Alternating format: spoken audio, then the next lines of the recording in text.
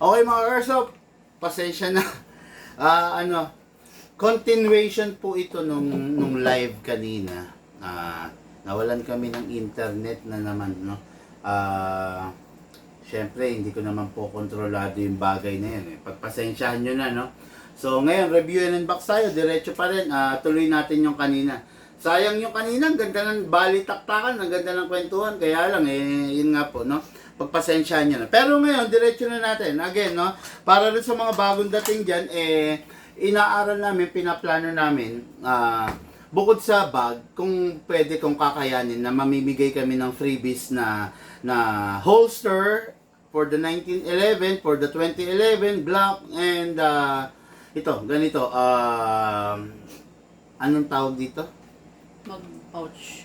Magazine pouch, no? So, napakaganda niya, no? Kung halimbawa, unit mo, ganyan lang mapupunta sa inset, no? Okay, so, diretso na natin. Hello po, Gerardo Calapan. Ito po yung unit mo, the 1911.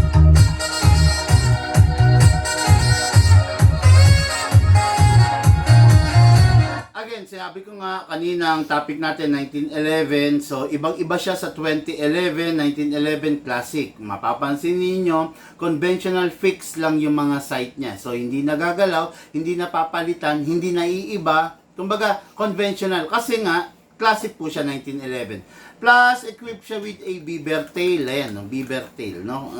Ang beaver tail features yan na nilalagay diyan para just in case na nabitawan mo, hindi siya puputok, no? Para pumutok siya, kailangan mapiga mo yan. Okay? Tapos, walang ganong abubot, walang magwell, no? Pero what is good and special about this unit, kasi ilak manually din, itong unit na to is naka-fix outer barrel. Okay? Naka-upgrade na po to. Normally, ang isang unit, hindi naka-fix outer barrel, hindi naka-fine tuning, hindi naka-trigger job, hindi naka-enhance nozzle. Yun ang mga hindi. Pero itong unit na to, number 1, naka-fix outer barrel, naka-fine tuning, naka-trigger job, naka-enhance nozzle. Hindi po siya naka-big bore nozzle, hindi rin naka-anti-freeze nozzle, enhanced nozzle lang.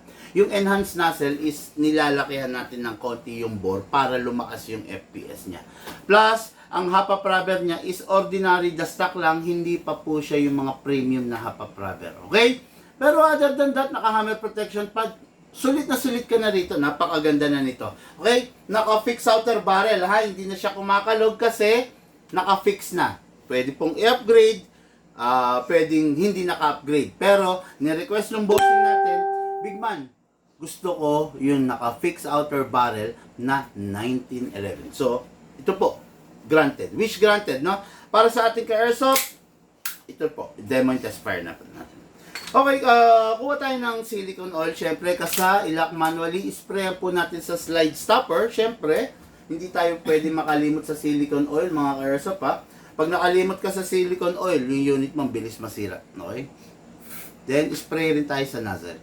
Yun, okay? After that, release, then ibaba to, then rest. Okay. Ngayon, kunin natin yung magazine. Actually, ang magazine ni Bossing is isa lang. Dinalawa ko lang to for your reference para alam nyo yung itsura pag nakadalawa kang magazine. Okay, for your reference. Okay? Ngayon, kunin natin magazine, press the valve, then spray. Okay. Then, dito rin sa ilalim, spray. Ngayon, mga airsoft, lagyan natin yung unit natin ng 12 kg kasi 12 kg gas ang fully compatible dito sa unit na to. Upside down, then press down. 1, 2, 2 seconds only, mga ka-airsoft. Then, lagyan po natin ng bala. Okay? Hatakin natin ito pababa. Okay, then, paghatak pababa, ilak. Ayun. May lock kasi pag 1911. Pag mga high kappa, 2011, pag block, walang lock. So, kailangan hold it tight. Pero pag 1911, may lock. Okay? Pump lang po using our reloader. Hindi na natin gano'ng pupunuin, mga ka-airsoft. Then, unlock natin. Ayun. Okay? Ngayon, pasok natin sa unit. Kasa. Ready to fire. Firing!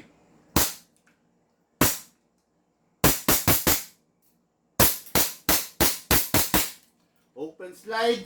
Kasi mga ka-airsoft, wala na siyang bala. Indication niya na wala ng bala pag nag-open slide. Next thing to do, release the magazine. Then, release the slide. then rest the hammer by pressing the trigger.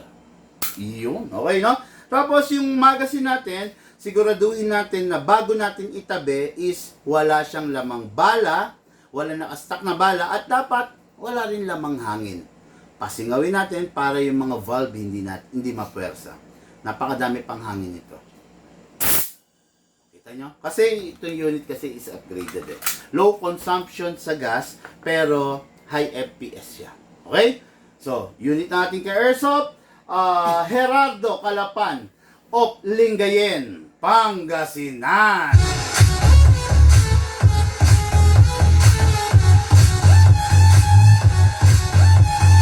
Okay, itong unit na to, syempre po, ready for packing at syempre ready for shipping.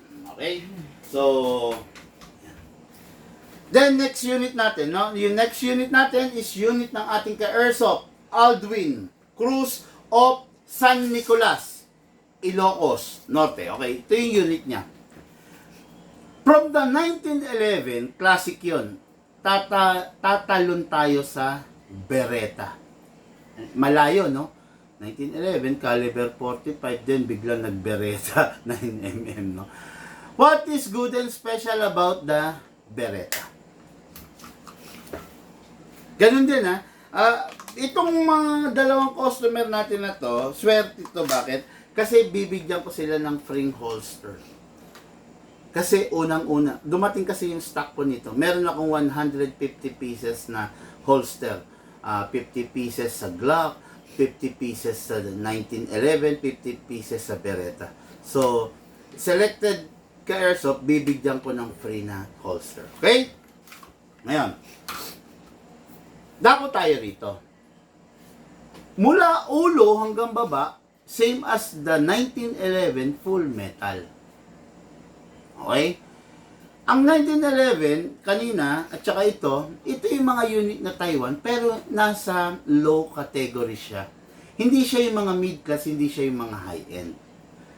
Masasabi natin na okay, maganda, okay, pwede na. Magagamit na, pero just limit your expectations. Hindi sila ganun katindi kalakas tulad ng mga iba. Pero still, pwede na. Okay? So, itong unit na to, makikita nyo, maganda siya. 'Di ba? Kaya lang, may mga downside din naman to. Siyempre, tulad ng 1911, walang ganong upgrades na magawa kasi walang rail. Ganon din to. Mapapansin nyo, wala siyang rail dito sa baba. Ang rail kasi is for the upgrades like flashlight, laser, scope mount, etc. Pero ito, walang rail. Tulad siya ng 1911 kanina, wala kang i-upgrade dito. Ang front sight mo, ang rear sight mo, fixed iron sight lang rin. So, there's no way na maalis mo siya, then mapalitan mo. Okay? Ngayon, itong unit na to is naka-design to, sa totoo lang, sa mga taong malalaki ang kamay, ang daliri. Sa mga taong lalaki. Hindi sa kanya, hindi mag-e-enjoy na gamitin ang isang Beretta ng isang bata, mga kababaihan, or mga babae, or mga tao na maliliit ang palad. Ang Beretta, ginawa to para sa malalaki ang palad. Okay? Yun ang masasabi ko dito. Ngayon, mapapansin nyo, wala pa rin siya mga magwell. Wala siya. Talagang plain and simple. Walang ganong upgrade, walang ganong bihis. Ganyan ang Beretta. Okay? So, release the magazine. The magazine has a maximum rounds of 27. Press the valve, then spray, then inlet valve. Okay. Kunin natin yung unit. Kasa natin. I-lock manually. Sprayan natin yung nozzle. Yun. Nozzle, nasa loob ha. Itong unit na to, naka-fine tuning, naka-trigger job, naka-hammer pad. Hindi siya naka-fix barrel. Tingnan nyo. Kumakalog oh. Kasi hindi pa to naka-fix barrel. Sabi ko nga sa inyo, ang unit, pag classic, hindi natin fini-fix barrel. Not unless ni-request nung ka-Airsoft, big man, paki-fix barrel mo na, ayaw ko na ng problema. I-fix barrel natin. Pero kung hindi, at dun lang na-fit yung budget niya, hindi natin i-fix barrel. Okay? Again, nag-upgrade po kami. Nag-upgrade tayo. Pero ito, bakit hindi naka-upgrade? Kasi hindi ni-request ng bossing natin. Okay? So, ngayon, kuha tayo ng meron ng gas. Ito, gas. Okay, ang gagamitin natin gas pa rin dito, tulad nung kanina, 12 kg. Upside down, then press down. 1, 2, okay. Ngayon, lalagyan natin siya ng bala. Using these BBs, magpa-fire tayo. Okay? Hatak pababa. Yung 1911 kanina, merong lock, pero ito wala. Ha? Hatak. Put your right thumb here. Pump po tayo. Okay, ngayon, ayan, makikita nyo, bungi-bungi. Di ba, pag bungi-bungi, huwag nyo papayagan na ganyan, no? Hatakin ninyo pababa yung spring, then kalugin ninyo sideways.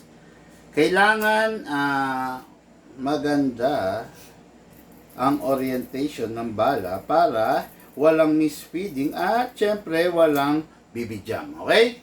Ngayon, pasok sa unit. Kasa. Ready to fire. By the way, before tayo mag-fire, no? Ang Beretta, napaka-sensitive ng safe nito. Okay? Pag i-access nyo yung safe, hindi pwedeng one side lang, dito lang, or dito lang. Hindi pwede. Kailangan distributed ang force both side. Safe? Unsafe? Okay. Hindi pwedeng dito lang, hindi pwedeng dito lang. Okay? Kailangan sabay. Sabay din ang unsafe. Okay. Ready to fire. Okay? Mga Airsoft, this is the Beretta series, Silver Edition. Firing po tayo. Firing! Sarap.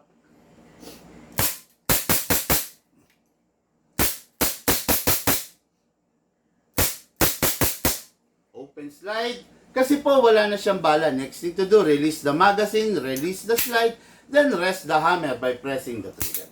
Ito po yung unit natin ka Airsoft. Binibigay po natin na freebies ang holster. Bagong pakulo natin yan, bagong promo natin yan. May bag, may BBs na freebies, plus may holster. Okay. Okay? Ito po, unit natin ka Airsoft. Going sa San Nicolas, Ilocos Norte. Sir Aldwin Cruz.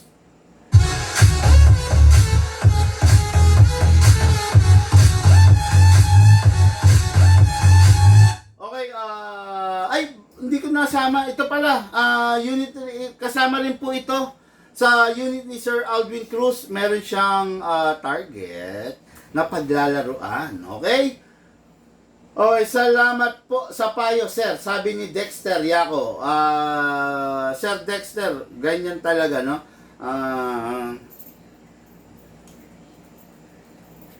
Huwag kang mangarap ng second hand. No? Huwag kang mangarap ng second hand. Sa mga ka-Airsoft natin na nanonood dito, na nagbabalak bumili ng second hand, panoorin niyo yung vlog ko bago tong live na to, no? Punta kayo sa page natin. Yung bago itong live na to, panoorin niyo yung vlog ko. Doon may magandang paliwanag ako ron. Kung bakit hindi maganda mag second hand, okay? Sir Robert, sabi niya, share done. Thank you po, thank you, no? Sir, meron po ba airsoft na angkop sa akin? Babae po. Marami po, madam. Marami po tayong airsoft na pwede sa inyo, pwede sa babae. Number one, kino-consider kasi natin yung palad ng babae. Siyempre, ang palad ng babae, kahit sinong babae, most of the girl, na kababaihan, hindi ganun kalalaki ang palad compare mo sa mga lalaki. Isa sa panuntunan yon para masabi mong maganda at maayos yung airsoft mo, dapat compatible siya sa iyo. Okay? Yun. Nakagamit lang po ako, nakapag-practice, pag piyesta lang, bigay sa akin. Babae, okay? Okay, kuha din ako para may free. Okay, sige po, mag-usap po tayo. Message mo nga, Chinese character, hindi ko malaman kung anong pangalan no? Madam, give us your name para ma-address ka namin properly. Kung nabibigyan ng pagkakataon, pwedeng tawagan kita or tawagan mo ko para makapag-usap po tayo. Makapagbigay ako ng mga things to consider on choosing the correct airsoft for you.